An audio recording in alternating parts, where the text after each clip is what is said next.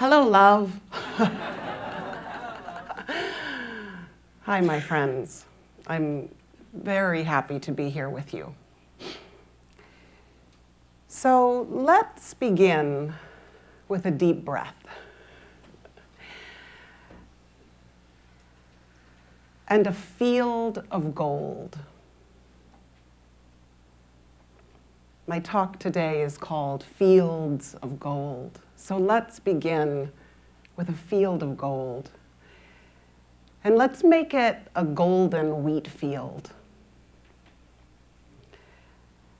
And let's begin with a field of wheat in its fullness. And let's stand by the field and just quietly observe. The wind blows through the field. The sheaths of wheat sway.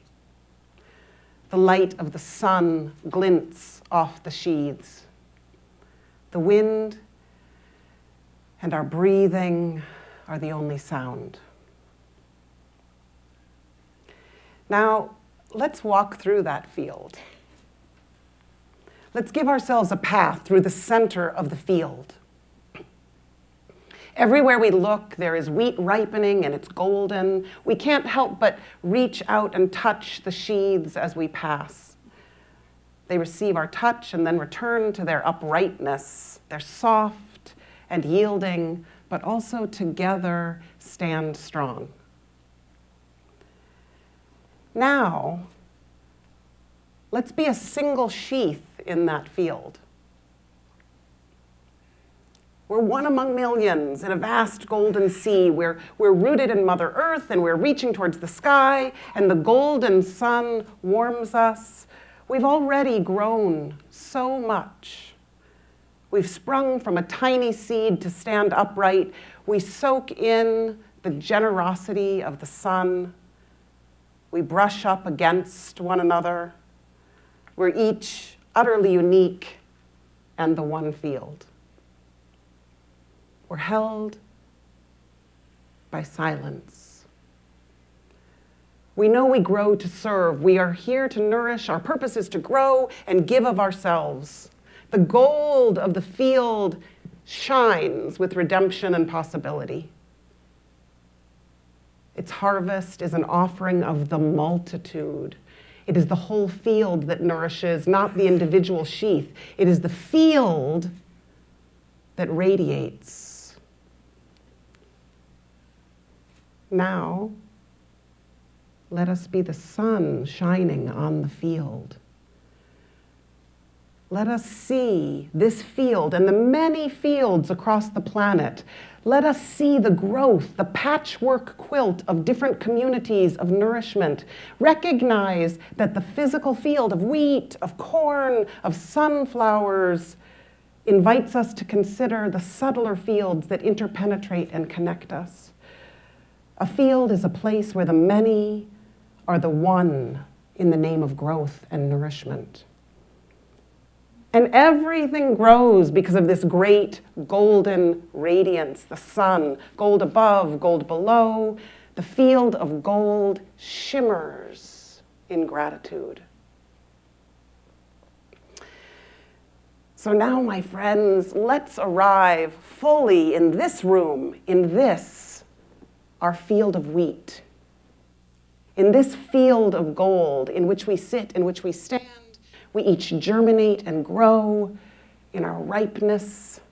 We grow together in this one interpenetrating field. We collectively give the gift of nourishment to feed humanity. We collectively offer more. So let's feel our sameness and our unique sheath. So today I want to celebrate this field of gold as a template for the hundreds and thousands of fields across this planet composing one great field that are growing and ripening and offering their radiance. And you all know that the way that I love to celebrate is through poetry, because poetry is a spiritual language. Poetry celebrates and honors and reveals. So we're going to dive into some beautiful poems that celebrate this field. And the first poem that I want to offer is, I would say, an invitation poem. Because we really do, though we are one, I would say that we have to invite one another into the oneness. We have to be curious about one another.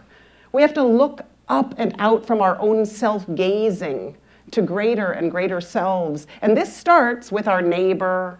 It starts with a stranger on the street. It starts with the new friend that you will meet tomorrow. We, in essence, have to say, hello, fellow sheath of wheat.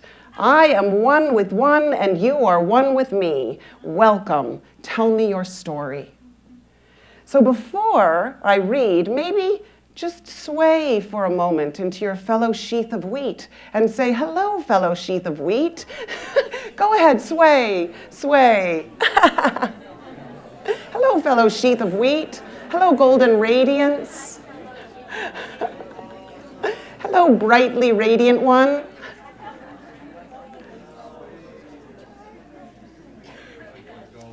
Beautiful. Don't you have a sweet sheath of wheat sitting next to you? Come on, a sweet sheath. And if you're sitting by yourself, I would encourage you to just go, hello, golden sheath of wheat. Hello. I love my... So beautiful. So I want to say, this first poem is called The Sunflowers, and it's by Mary Oliver. And so now we're going to think about a sunflower field and walking into a sunflower field, yeah? And I think there's so many exquisite lines in this, but really the whole poem speaks to me of, I want to know you.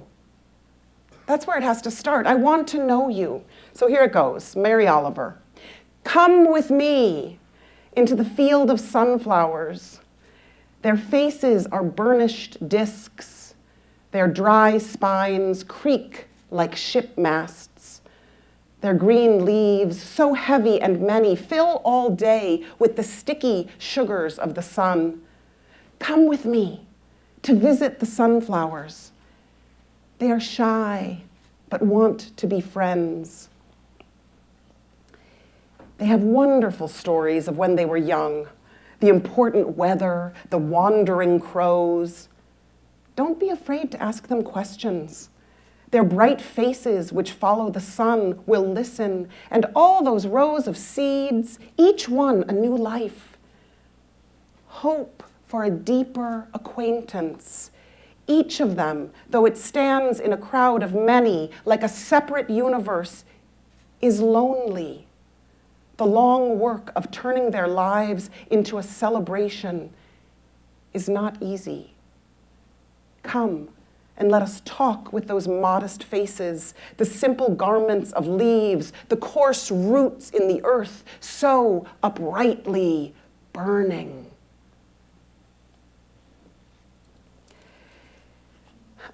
I think my favorite line in that is, hope for a deeper acquaintance.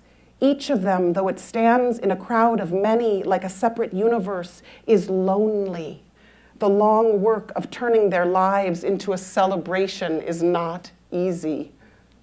Is it? It's not easy. The long work of turning our lives into a celebration. So I think the first step of calling forth this field is calling forth the hello to the individual within the field, the many in the one, to invite one another in. It really is to invite one another into the oneness. Can we do that? To look up and out and to be curious. Now, there are times, and Jose said it yesterday, we all said it in different forms, but we're in crisis, right? And there are times when we are in crisis that we must act differently. And I think we've all been saying this. It's time to act. It's time for something different here. We can't keep going as we've been going. And there's a beautiful poem by Faith Sheeran, and it's called Natural Disasters. Now, we are not in a natural disaster at the moment. Of course, Uranus has moved into Taurus, and that may create some natural disasters. But I would say to you, we are on a burning ground.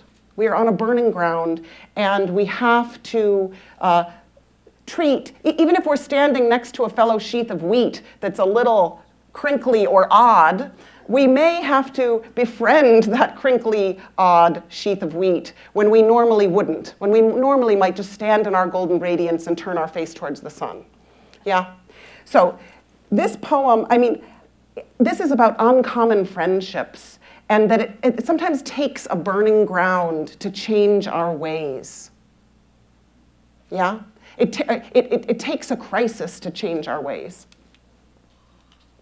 And it asks us to extend beyond our comfort zone. Natural Disasters by Faith Sheeran. During natural disasters, 2 enemy animals will call a truce. So during a hurricane, an owl will share a tree with a mouse. And during an earthquake, you might find a mongoose wilted and shivering beside a snake. The bear will sit down in a river and ignore the passing salmon, just as the lion will allow the zebra to walk home without comment. I love that there are exceptions. At funerals and weddings, for example, the aunts who never speak nod politely to one another. When my mother was sick, even the prickly neighbors left flowers and cakes at our door.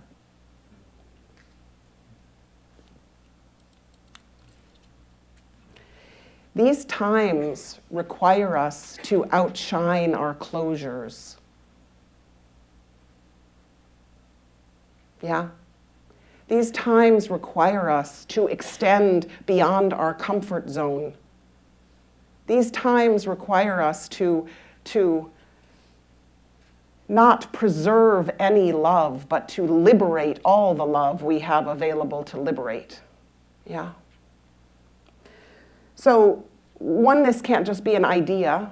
It has to be a living, felt sense.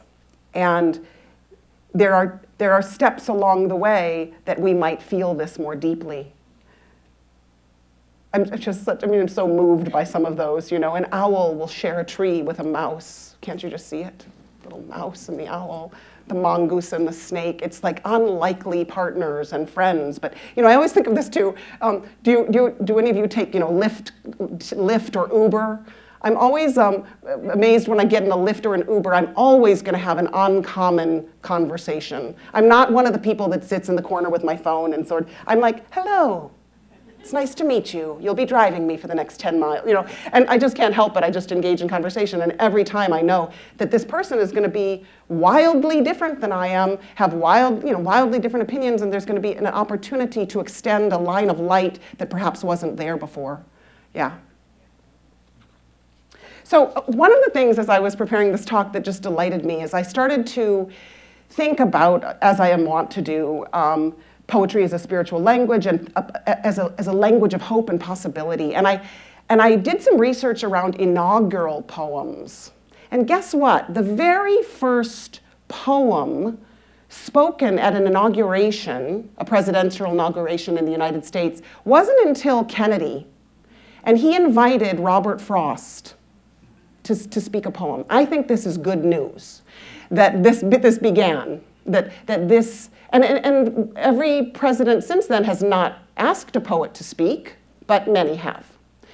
And I do believe it's a wonderful way to sneak a little of the subtle language of our unity in to a day like that. And I think some of these inaugural poems are so potent.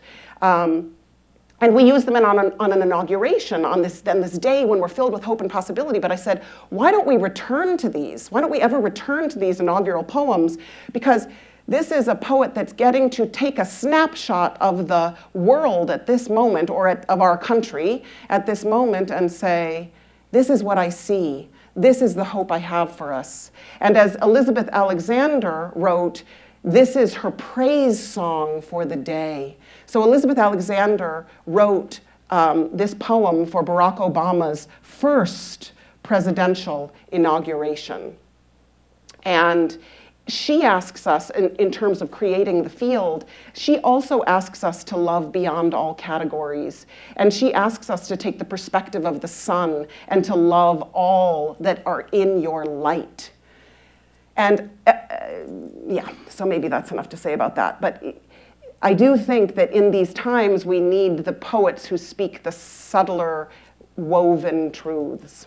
So, you can also call back that day, which was a very different day in 2009, January of 2009. And let's see if we can revivify some of the hope that was created at that time.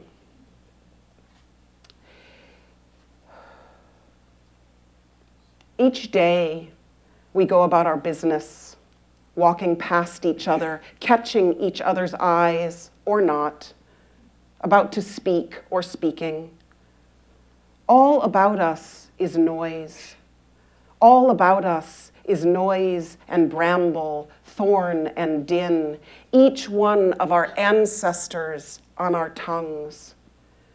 Someone is stitching up a hem, darning a hole in a uniform, patching a tire, repairing the things in need of repair.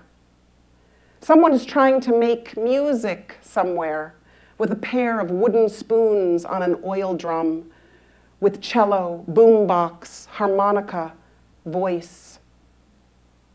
A woman and her son wait for the bus. A farmer considers the changing sky. A teacher says, "Take out your pencils, begin." We encounter each other in words spiny or smooth, whispered or declaimed, words to consider, reconsider. We cross dirt roads and highways that mark the will of someone, and then others who said, "I need to see what's on the other side. I know there's something better down the road." We need to find a place where we are safe. We walk into that which we cannot yet see. Say it plain that many have died for this day. Sing the names of the dead who brought us here, who laid the train tracks, raised the bridges, picked the cotton and the lettuce, built brick by brick the glittering edifices they would then keep clean and work inside of. Praise song for struggle. Praise song for the day, praise song for every hand-lettered sign, the figuring it out at kitchen tables. Some live by love thy neighbor as thyself. Others by first do no harm and take no more than you need. What if the mightiest word is love?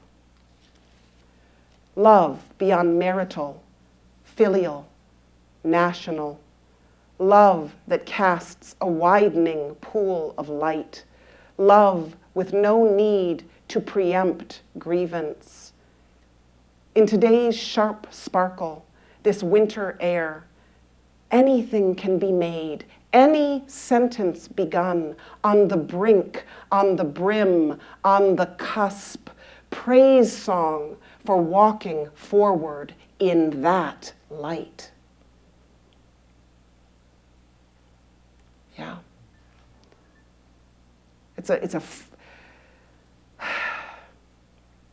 Poetry, it's a fourth ray way in to what we've been discussing at this Third Ray conference. Yeah? I mean, praise song for walking forward in that light. I love how in the middle of this poem, say it plain that many have died for this day, sing the name of the dead who brought us here. Well, we brought us here, right? I mean, we're the ones that we can praise for the journey all along. But also, I was thinking, did any of you ever see the Fred Rogers acceptance speech where he gets up and he says, he's winning an Emmy, I think, and he just stops everyone and he looks out at the audience. He says, "I want us to take the next full minute to think about a few people in our lives that got us here. Our teachers, our mentors, how we would not be where we are right now in these seats if not for this one person, these two people. And they pan out to the audience and all these gorgeously dressed, fully make-upped people just sobbing, right? Because of suddenly the presence and the awareness and the knowing that we never do this alone, and that we arrive here because of our fellow sheaths of wheat swaying up against us and whispering encouragement in our ear. Yeah. So it's such a good exercise, I would say, occasionally. By the way, Fred Rogers, look at his chart. Oh my gosh, he's like quadruple Pisces, and he's got all this Pisces energy in the 11th house, which rules technology. And of course, the cutting edge technology at that time was the television. So what did he do? He took all this incredible love and he streamed it through television, which he didn't particularly like, but he said, this is what's reaching people. So, that's good for all of us to think, those of us that are not loving the technology, it's also the means through which we can spread the good word as well, So he took television and said, I will share unconditional love and I will speak to the children. And he was such a great appreciator. I went off on a Fred Rogers tangent, but I love him, right? Such a great appreciator of everyone in his life. I mean, if you have not seen that documentary, what's it called? The documentary about Fred Rogers? Will You Be My Neighbor? See that documentary. You will sob through the whole thing. It's extraordinary. And he did all this subtle work around even I'm thinking about civil rights, the mailman or the delivery man was African American, and he had this, do you remember this? He had a show where they sat and soaked their feet together in a children's pool. And they just had a conversation, and he said nothing about equality, but they put their feet, Pisces, they put their feet together in the pool, and they were kind. I mean, really, it just so much comes down to kindness, right? So much comes down to a willingness to sit with someone and be kind and say, I know it's lonely. I know that turning your life into a celebration is a hard thing. And one moment you're like, I'm celebrating, and the next moment you're like, oh my God, I've got it, I figured it out, crash and burn. But it's so much about that. And okay. I do want to share another poem, and this one is by Maya Angelou. And this one is not, Maya Angelou she did give an inaugural poem. And it was also, by the way, called On the Praise of Morning. Every inaugural poem has something to do with this day, the praise of this day, this dawn, this new day, yeah? But it was called On the Praise of Morning. But the one that I want to read to you is called A Brave and Startling Truth. Isn't that a great title already? A brave and startling truth. And I want to say, this poem I chose because I think she asks us to say that we grow the field by growing ourselves, and we are the ones we've been waiting for. We've heard that before, but we are the ones, we are waiting for our own unconditional and boundless love, and the time is now. And so in this poem, she asks us to remember that.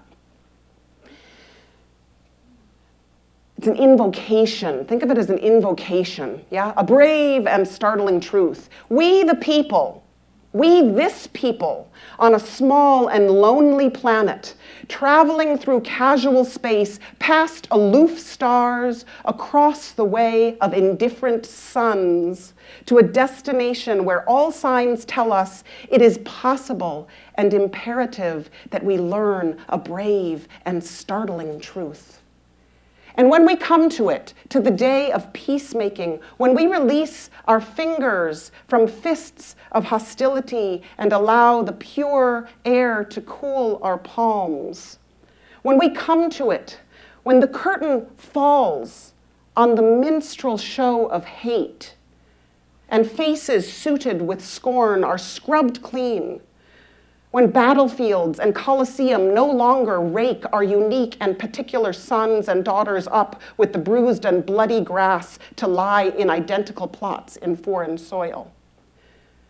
when the rapacious storming of the churches, the screaming racket in the temples have ceased, when the pennants are waving gaily, when the banners of the world tremble stoutly in a good, clean breeze, when we come to it, when we let the rifles fall from our shoulders and children dress their dolls in flags of truce, when landmines of death have been removed and the aged can walk into evenings of peace, when religious ritual is not performed by the incense of burning flesh and childhood dreams are not kicked awake by nightmares of abuse, when we come to it, then we will confess that not the pyramids with their stones set in mysterious perfection, nor the gardens of Babylon hanging as eternal beauty in our collective memory, not the Grand Canyon kindled into delicious color by western sunsets, nor the Danube flowing its blue soil into Europe, not the sacred peak of Mount Fuji stretching to the rising sun, neither Father Amazon nor Mother Mississippi, who without favor nurture all creatures in the depths and on the shores. These are not the only wonders of the world.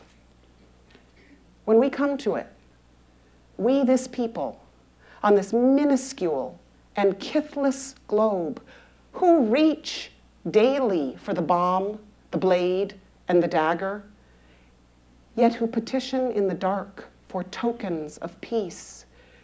We, this people, on this moat of matter, in whose mouths abide cankerous words which challenge our very existence, yet out of those same mouths come songs of such exquisite sweetness that the heart falters in its labor and the body is quieted in awe. We, this people, on this small and drifting planet, whose hands can strike with such abandon that in a twinkling life is sapped from the living, yet those same hands can touch with such healing, irresistible tenderness that the haughty neck is happy to bow and the proud back is glad to bend out of such chaos, out of such contradiction. We learn that we are neither devils nor divines. When we come to it, we, this people, on this wayward floating body, created on this earth, of this earth, have the power to fashion for this earth a climate where every man and every woman can live freely, without sanctimonious piety, without crippling fear. When we come to it, we must confess that we are the possible, we are the miraculous, the true wonder of this world. That is when, and only when, we come to it.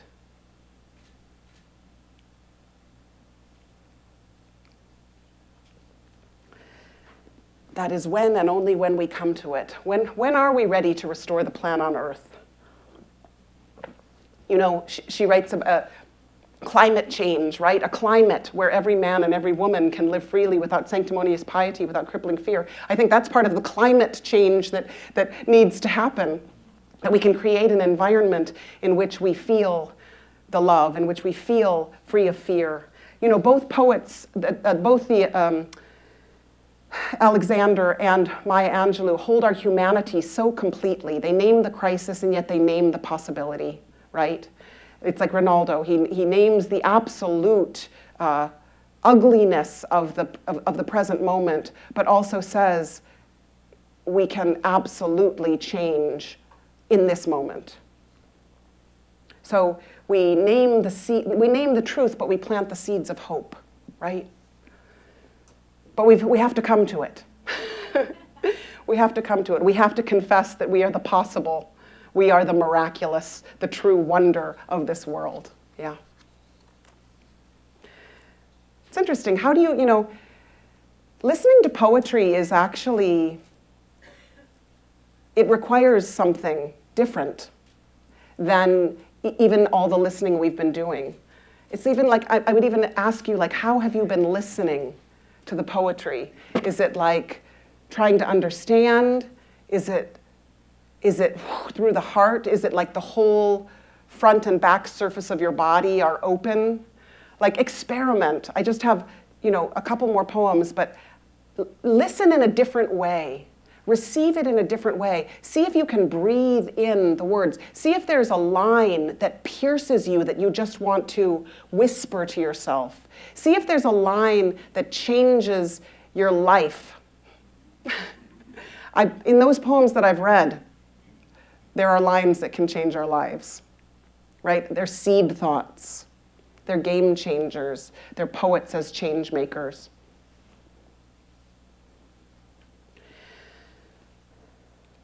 So on that note, what I want you to do with this is a shorter poem, but I would like you to receive this as our golden wheat field.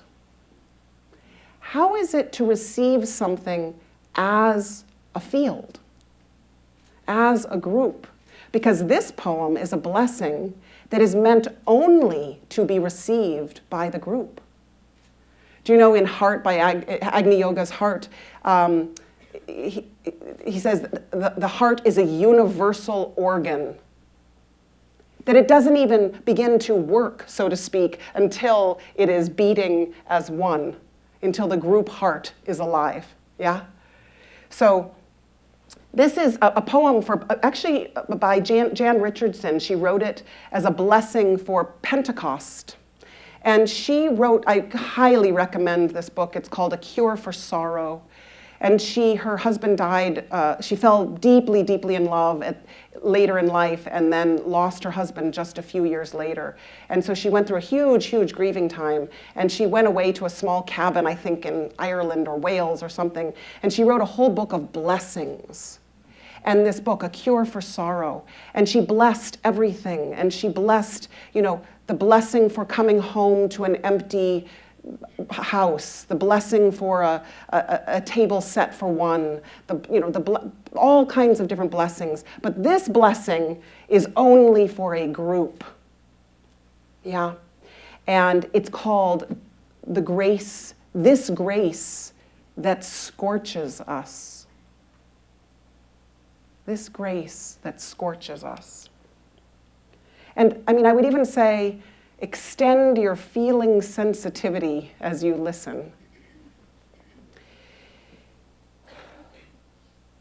Here's one thing you must understand about this blessing. It is not for you alone. It is stubborn about this. Do not even try to lay hold of it if you are by yourself, thinking you can carry it on your own. To bear this blessing, you must first take yourself to a place where everyone does not look like you or think like you, a place where they do not believe precisely as you believe, where their thoughts and ideas and gestures are not exact echoes of your own. Bring your sorrow, bring your grief, bring your fear, bring your weariness, your pain, your disgust at how broken the world is, how fractured, how fragmented by its fighting, its wars, its hungers, its penchant for peace, its ceaseless repetition of the history it refuses to rise above. I will not tell you this blessing will fix all that. But in the place where you have gathered, wait. Watch, listen. Lay aside your inability to be surprised, your resistance to what you do not understand. See then whether this blessing turns to flame on your tongue, sets you to speaking what you cannot fathom, or opens your ear to a language beyond your imagining that comes as a knowing in your bones, a clarity in your heart that tells you this is the reason we were made, for this ache that finally opens us, for this struggle, this grace that scorches us toward one another and into the blazing day.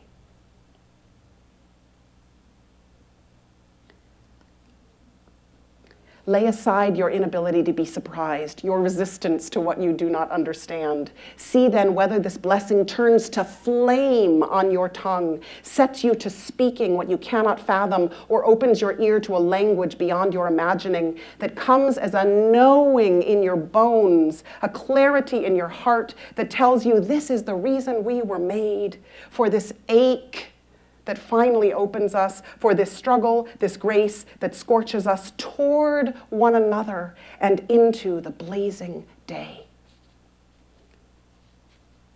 Isn't that magnificent? Right? I mean, this ache that finally opens us. It's the same as in the first poem, that we acknowledge to one another this journey that we're on is not an easy one, and that grace and love and redemption is never for us alone. That the only way we feel grace and love and redemption is when we feel it together, and that we receive the blessing together. Such a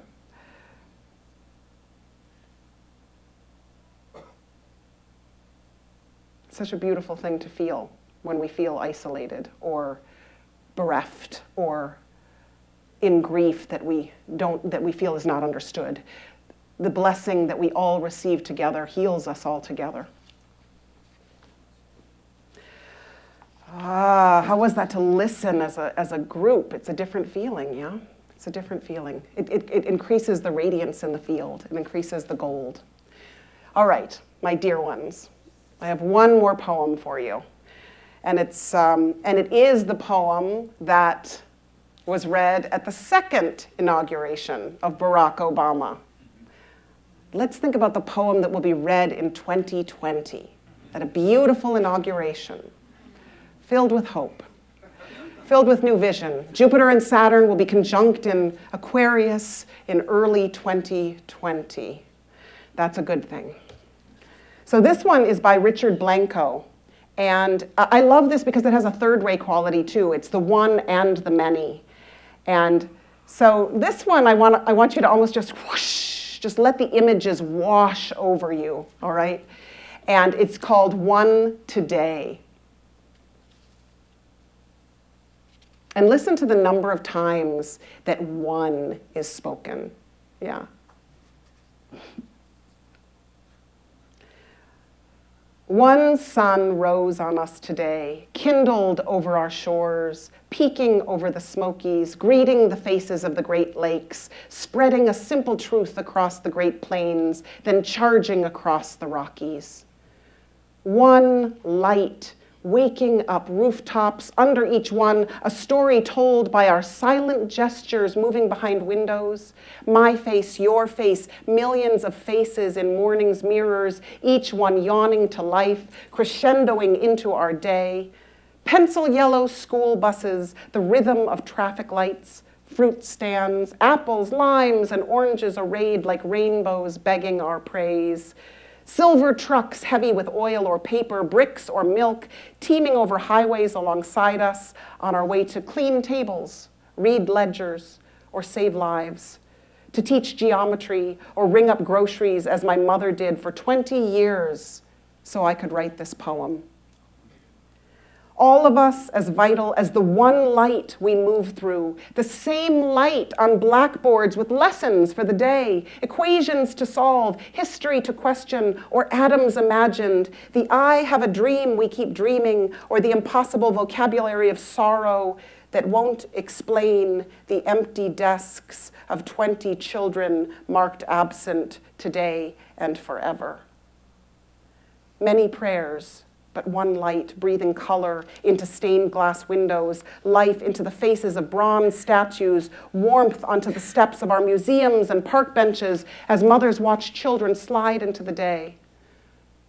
One ground, our ground, rooting us to every stalk of corn, every head of wheat, sown by sweat and hands, hands gleaning coal or planting windmills in deserts and hilltops that keep us warm, hands digging trenches, routing pipes and cables, hands as worn as my father's cutting sugarcane so my brother and I could have books and shoes. the dust of farms and deserts, cities and plains, mingled by one wind, our breath. Breathe. Hear it through the day's gorgeous din of honking cabs, buses launching down avenues, the symphony of footsteps, guitars, and screeching subways, the unexpected songbird on your clothesline. Hear squeaky playground swings, trains whistling, or whispers across cafe tables. Hear the doors we open for each other all day, saying hello, shalom, buongiorno, howdy, namaste, or buenos dias in the language my mother taught me. In every language spoken into one wind, carrying our lives without prejudice, as these words break from my lips. One sky, since the Appalachians and Sierras claimed their majesty, and the Mississippi and Colorado worked their way to the sea, thank the work of our hands, weaving steel into bridges, finishing one more report for the boss on time, stitching another wound or uniform, the first brush stroke on a portrait, or the last floor on the Freedom Tower, jutting into a sky that yields to our resilience. One sky, towards which we sometimes lift our eyes, tired from work, some days guessing at the weather of our lives, some days giving thanks for a love that loves you back, sometimes praising a mother who knew how to give, or forgiving a father who couldn't give what you wanted. We head home, through the gloss of rain or weight of snow, or the plum blush of dusk, but always home, always under one sky, our sky, and always one moon, like a silent drum tapping on every rooftop and every window of one country, all of us facing the stars. Hope, a new constellation, waiting for us to map it, waiting for us to name it together.